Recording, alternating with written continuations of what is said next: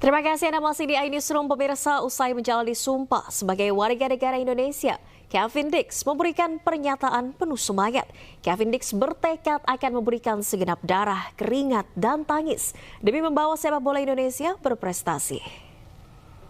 Bahwa ini nama Kevin Dix untuk menjadi warga negara Republik Indonesia. Bek FC Copenhagen, Kevin Dix resmi menjadi warga negara Indonesia setelah Kementerian Hukum melakukan sumpah kewarganegaraan. Selain Kevin Dix, ada 2 pesepak bola putri keturunan yang diambil sumpahnya, yakni Estella Raquel Lopatic dan Noah Leatomu. Pengambilan sumpah berlangsung di Kedutaan Besar Republik Indonesia di Copenhagen, Denmark. Ketiga pemain siap memperkuat timnas Indonesia. Menariknya, usai menjalani sumpah WNI, dengan semangat Kevin Dix menyatakan akan memberikan segenap darah, keringat, dan air matanya untuk membawa timnas Indonesia menjadi lebih berprestasi. Pecinta sepak bola tanah air saat ini masih menantikan kepastian akankah Kevin Dix bisa langsung membela timnas Indonesia melawan Jepang pada tanggal 15 November 2024 nanti. Semoga saja dengan kehadiran Kevin Dix, target timnas Indonesia di kualifikasi Piala Dunia Zona Asia tercapai.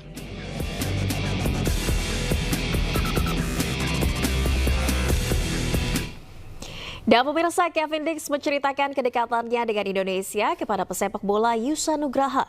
Kevin Dix mengaku memiliki ibu, kakek, nenek asli Indonesia dan memiliki tato bertuliskan Indonesia karena mencintai asal-usulnya.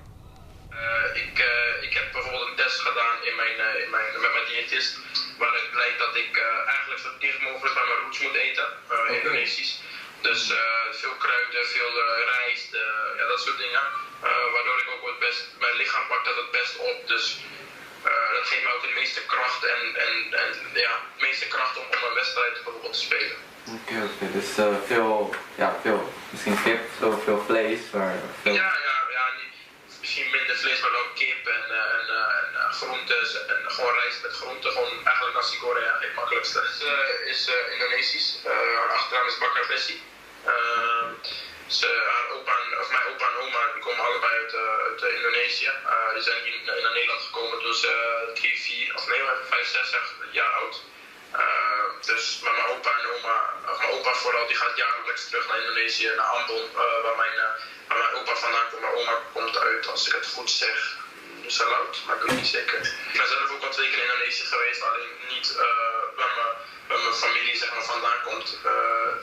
Ze hebben daar wel, ik heb daar genoeg contact met mensen, zeg maar. Ik heb ook een shirtje daar hangen in een cafeetje op Ambon. Dus met mijn ouders ook over dat ik toch echt wel terug wil naar mijn roots. En ik heb ook een tattoo van Indonesië op mijn arm staan. Maar ik toch wel weet waar ik vandaan kom. Ik ben dan nu 2 keer geweest in Indonesië, dus ja, ik zou heel graag weer terug willen, maar er is maatregelen kant van even. Ja, dat is waar. Ja, klopt. Ya, pemirsa, menghadapi tim kuat Jepang, timnas Indonesia harus benar-benar waspada. Jepang dipastikan akan menurunkan sejumlah pemain yang memiliki pengalaman merumput di Eropa. Kekalahan dari Cina menjadi pelajaran untuk timnas Indonesia. Betapa penting selalu menurunkan pemain terbaik, mengurangi kesalahan dasar dan fokus untuk meraih 3 poin. Apalagi laga terdekat di Stadion GBK adalah melawan tim kuat Jepang. Jepang memiliki banyak pemain hebat dengan kualitas di atas rata-rata yang wajib diwaspadai. Yang pertama, Takefusa Kubo. Saat ini, pemain berusia 23 tahun ini membela tim senior Real Sociedad dan memiliki pengalaman panjang di La Liga.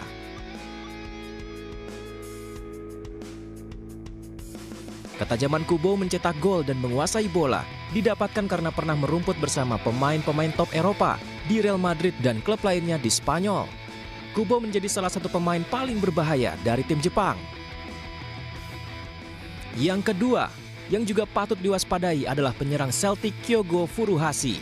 Dengan tinggi badan 179 cm, Furuhashi sangat berbahaya ketika mendekat ke gawang lawan. Menggantikan Ayase Ueda yang cedera, Furuhashi memiliki pergerakan cepat, sangat produktif di klubnya Celtic dari 16 pertandingan. Furuhashi mencetak 6 gol dan 3 assist. Furuhashi menempati jajaran top skor Liga Skotlandia. Jangan lupakan juga Takumi Minamino. Pemain Monaco ini memiliki kecepatan dan akurasi umpan yang luar biasa. Kenyang pengalaman di Liga Inggris, pergerakan Minamino harus diantisipasi.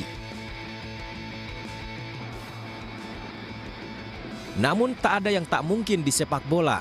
Meskipun lawannya adalah tim kuat Jepang, masih ada peluang meraih poin untuk timnas Indonesia. Maju terus skuad Garuda.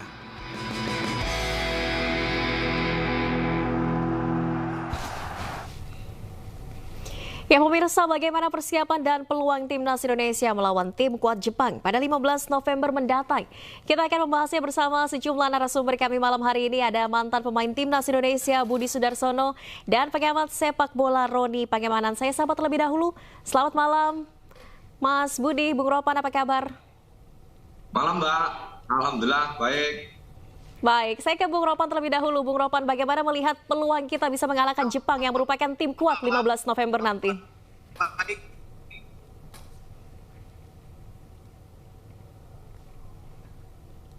Bung Ropan, terdengar pertanyaan saya? Baik, mohon maaf, nampaknya ada... Kalau bicara peluang, memang kita tahu bersama ya, Jepang tim yang kuat secara peringkat itu jauh ya. Tapi kita bermain di depan publik kita sendiri. Ya, kedengaran?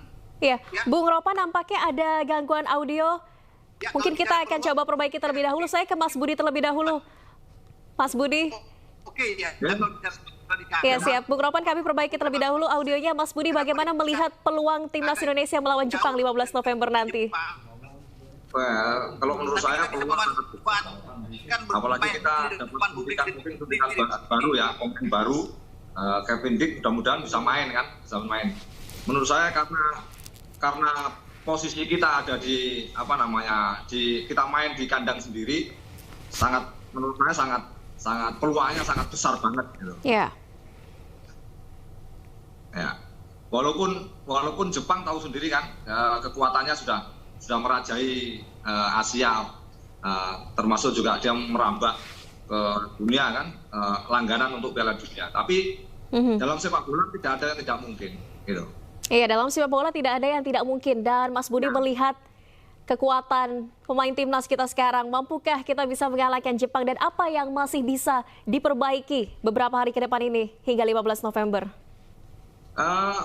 Insya Allah mampu, pasti mampu kan gitu. Yang penting kita yakin. Kalau untuk teknis, insya Allah pelatih sudah tahu lah bagaimana caranya. Tapi saran saya untuk finishing yang di depan supaya lebih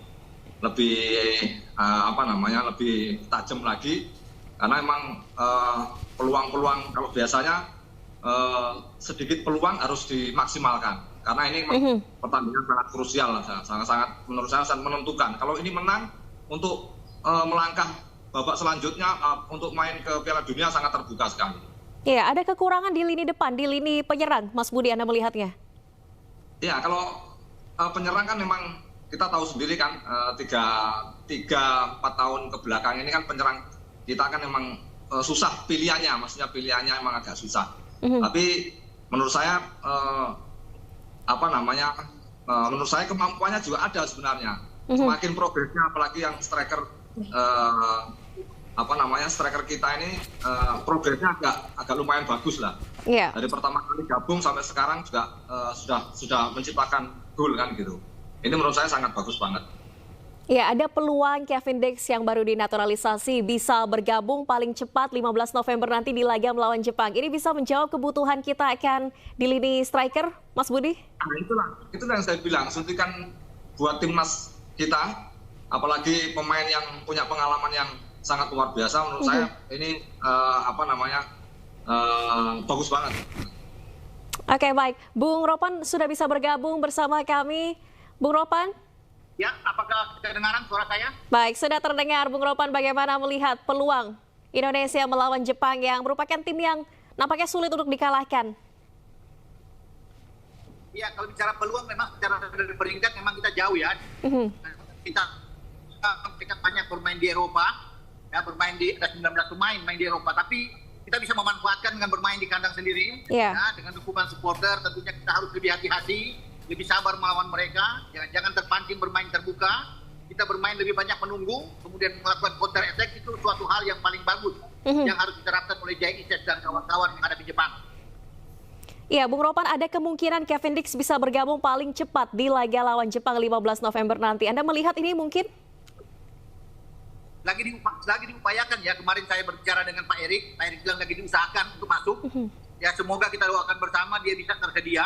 Karena kan ini ada berpacu dengan ahli federasi dia. Namun melawan Arab Saudi tanggal 19 sudah dipastikan dia bisa bermain. Karena pendaftaran dengan Arab Saudi itu masih tanggal 12 November. Jadi masih memungkinkan sekali. Tapi tetap kita harus berharap dengan kehadiran dengan kehadiran Kevin Dix ini bisa mengisi posisi yang ditinggalkan oleh Matt Hilger. Karena Matt Hilger sendiri belum bisa kita pastikan bermain atau tidak melawan Jepang gitu. Oke, jika Kevin Dix nantinya dipastikan bisa bergabung 15 November di laga melawan Jepang, Anda melihat analisanya seperti apa formasi dan juga komposisi tim yang akan dibentuk oleh Coach STY? Ya, kalau dengan Kevin Dix, saya pikir ya kita di belakang tetap akan bermain dengan 3-4-3-nya bagi STY.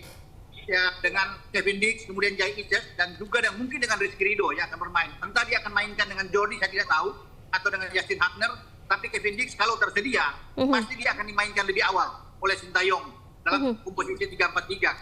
Kalau ditengahkan dengan 4 pemain itu Verdong di kiri, Sadi Wolf di kanan, Tom Hai bersama dengan Nathan posisi Ivar.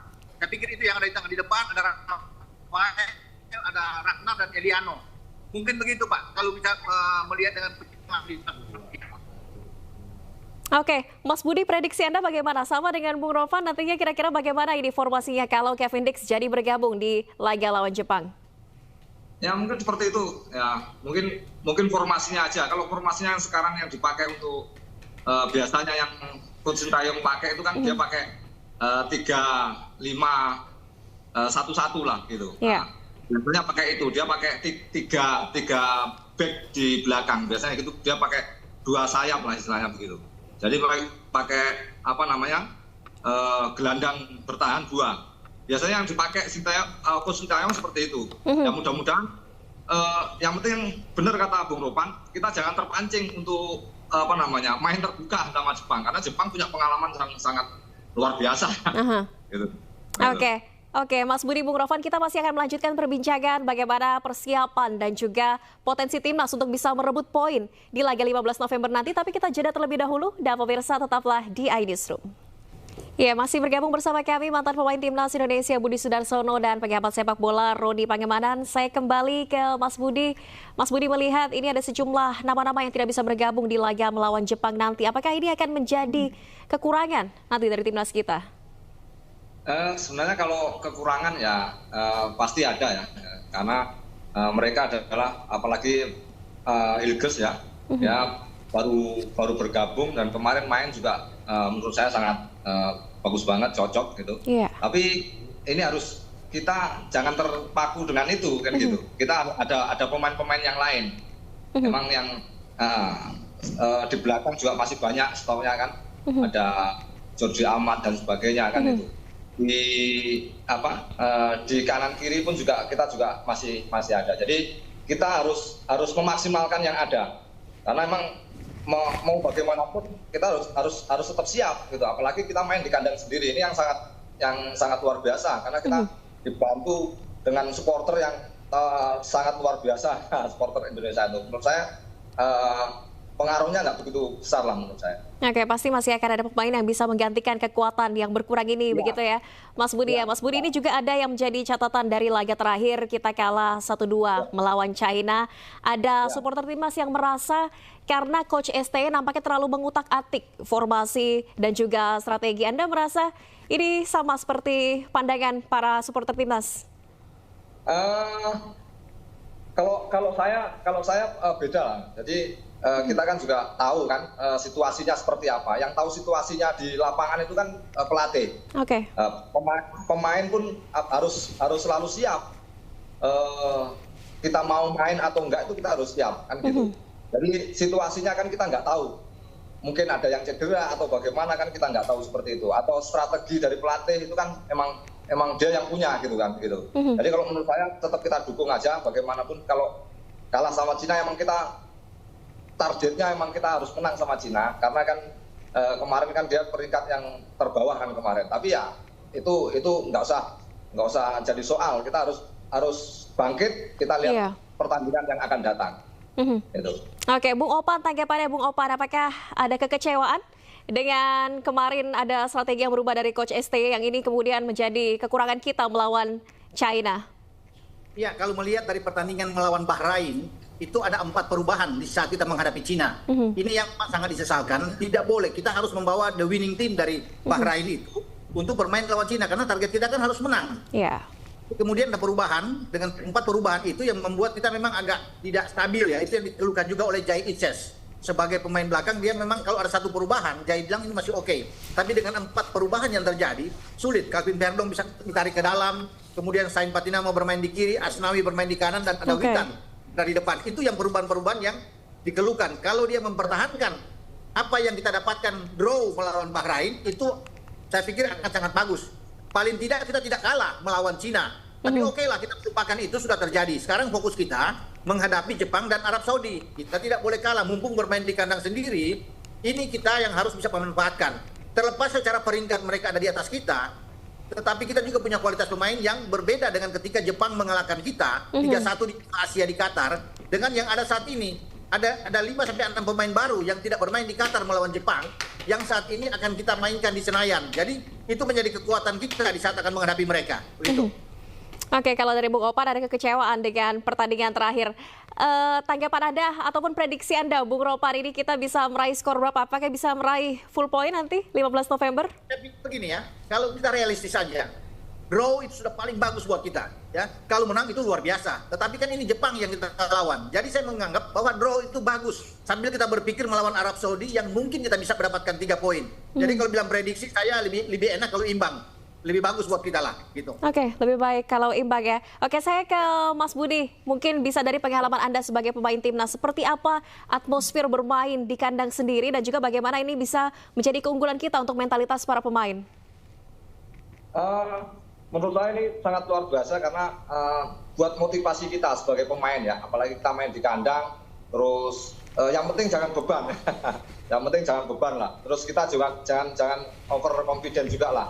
Jadi kita harus tetap percaya diri, sama kayak dikatakan Bung Ropan, kalau lawannya Jepang ini draw aja sebenarnya sudah bagus. Tapi kalau untuk menang, mudah-mudahan kita berdoa untuk kita bisa menang lah gitu. Kita berdoa supaya Indonesia bisa menang gitu. Prediksi skor berapa Mas Budi? Mudah-mudahan menang aja Mbak, mudah-mudahan menang. Kita doakan mudah-mudahan menang. Tapi draw aja udah sangat luar biasa. Baik, insya Allah doa terbaik untuk skuad Garuda kita. Semoga hasilnya bisa lebih dari prediksi dan semoga juga nantinya kekuatan baru yang akan hadir ini juga kita nantikan dan ini bisa menjadi keuntungan timnas Indonesia. Terima kasih banyak Mas Budi, Bung Ropan telah bergabung di iNewsroom. Sehat selalu, salam olahraga, selamat malam.